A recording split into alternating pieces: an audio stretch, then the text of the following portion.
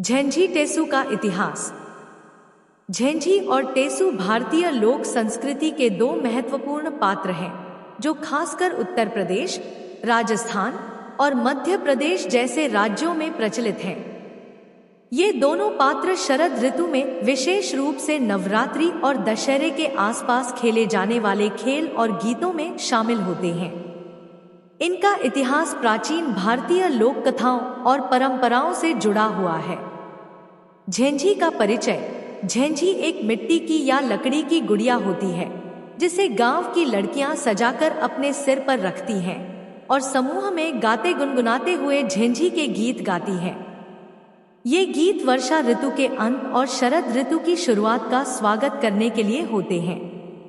इस दौरान लड़कियां झेंझी की पूजा करती हैं और उससे अच्छे जीवन और बारिश की कामना करती हैं। टेसु का परिचय। टेसु दूसरी ओर लड़कों द्वारा खेला जाने वाला खेल है। यह एक खिलौने के रूप में होता है जिसे मिट्टी से बनाया जाता है और इसे विभिन्न रंगों से सजाया जाता है। लड़के इसे लेकर घूमते हैं और टेसु के गीत गाते हैं। यह भी दशहरे और दिवाली के समय का एक महत्वपूर्ण खेल है। टेसु के साथ ही वे विभिन्न घरों में जाते हैं और गाना गाकर धन या मिठाई मांगते हैं। कथा और लोक कथा। झेंझी और टेसु की एक प्रेम कथा भी प्रचलित है जिसके अनुसार झेंझी और टेसु प्रेमी प्रेमिका थे लेकिन उनका मिलन नहीं हो सका। इस कथा में झेंझी का प्रतीकात्मक संबंध वर्षा से और टेसु का प्रतीकात्मक संबंध धरती से माना गया है। दोनों का मिलन नहीं हो पाने से दुख और दर्द की भावना इन लोकगीतों में व्यक्त की जाती है। संस्कृति में महत्व। झेंझी टेसु का खेल सिर्फ एक मनोरंजन नहीं है बल्कि यह भारतीय ग्रामीण जीवन के सामाजिक और सांस्कृतिक जीवन का हिस्सा है। यह परंपरा बच्चों को लोक संस्कृति, संगीत और समर्पण की भावना से जोड़ने का एक माध्यम है। इसके माध्यम से समाज के विभिन्न पहलुओं जैसे कि सामूहिकता, सहयोग और संस्कृति के प्रति आदर का संदेश मिलता है। आज के समय में शहरीकरण और आधुनिकता के प्रभाव से ये परंपराएं धीरे धीरे विलुप्त हो रही हैं, लेकिन गांवों में अभी भी इनका आयोजन किया जाता है और ये लोकगीत और खेल लोक संस्कृति का हिस्सा बने हुए हैं।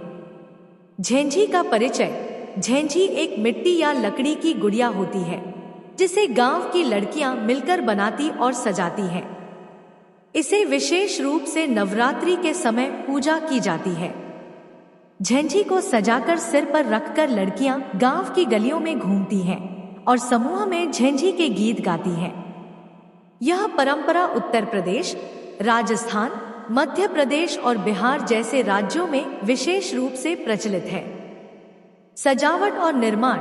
झेंझी का निर्माण गांव की लड़कियां करती हैं। इसके सिर पर मिट्टी की एक छोटी सी गुड़िया होती है जिसे घड़े या सकोरे पर रखकर सजाया जाता है। इसके ऊपर फूल, पत्ते और कभी-कभी रंगीन कपड़े लगाए जाते हैं। झेंझी के गीत। ये गीत धार्मिक और लोकजीवन से जुड़े होते हैं। इसमें प्रकृति, देवी देवताओं की स्तुति और दैनिक जीवन की घटनाओं का वर्णन होता है।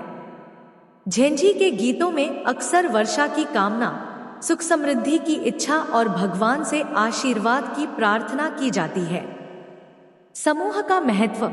झेंझी का खेल समूह में होता है जहां लड़कियां एकत्र होकर झेंझी को सिर पर रखकर गाती हैं। यह सामाजिक मेलजोल और सामूहिकता का प्रतीक है।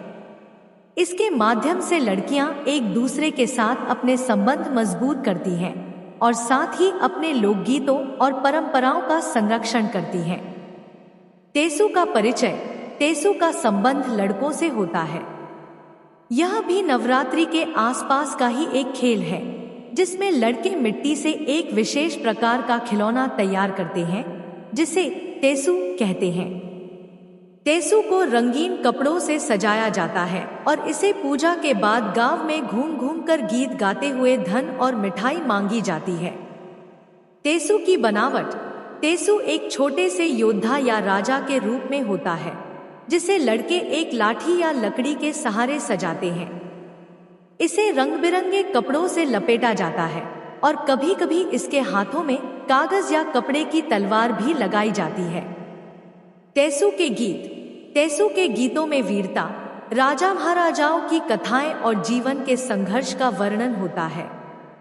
इन गीतों में एक सरल और सीधे साधे तरीके से संवाद होता है जो बच्चों के बीच आनंद और खुशी का माहौल पैदा करता है। समूह का महत्व। लड़के समूह में टेसु लेकर गांव के घर घर जाकर गाते हैं। इस परंपरा में एक सामूहिकता की भावना होती है और इससे लड़कों में सहयोग, संगठन और सामाजिकता की भावना विकसित होती है। झेंझी टेसु की प्रेम कथा। लोक कथाओं में झेंझी और टेसु की एक प्रेम कहानी प्रचलित है जो एक दुखद प्रेम कथा है। इसके अनुसार झेंझी एक सुंदर लड़की थी और टेसु एक वीर युवक। दोनों में प्रेम था, लेकिन सामाजिक बंधनों और परिवारों की नाराजगी के कारण वे मिल नहीं सके। झेंझी की प्रतीकात्मकता। झेंझी को प्रकृति की देवी के रूप में भी माना जाता है जो अपने गीतों के माध्यम से वर्षा का स्वागत करती है। वह शरद ऋतु के आगमन के साथ आने वाले बदलाव का प्रतीक है। टेसु की प्रतीकात्मकता। टेसु का संबंध धरती और पुरुषत्व से जोड़ा जाता है।